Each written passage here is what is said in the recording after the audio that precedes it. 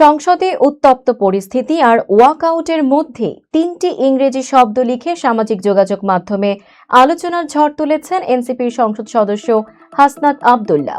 ফেসবুকে দেওয়া তার সংক্ষিপ্ত স্ট্যাটাস গেট আউট চুপ্পু প্রকাশের পরপরই দ্রুত ভাইরাল হয়ে পড়ে। বৃহস্পতিবার ত্রয়োদশ জাতীয় সংসদের প্রথম অধিবেশনে রাষ্ট্রপতি মোহাম্মদ শাহাবুদ্দিন ভাষণ দিতে অধিবেশন কক্ষে প্রবেশ করলে বিরোধী দলের সংসদ সদস্যরা বিক্ষোভ শুরু করেন।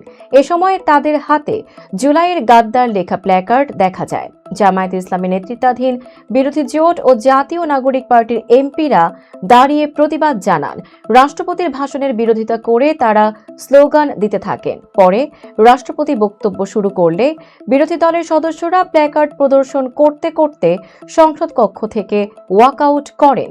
সংসদ থেকে বের হওয়ার কিছুক্ষণ পর বিকেল প্রায় 4টার দিকে ফেসবুকে গেট আউট চুপ্পু লিখে পোস্ট দেন হাসনাত আব্দুল্লাহ। এখানে চুপ্পু শব্দটি দিয়ে রাষ্ট্রপতিকে বোঝানো হয়েছে বলে রাজনৈতিক মহলে আলোচনা চলছে। তার এই সংক্ষিপ্ত মন্তব্য ঘিরে সামাজিক যোগাযোগ মাধ্যমে ব্যাপক বিতর্ক শুরু হয়েছে।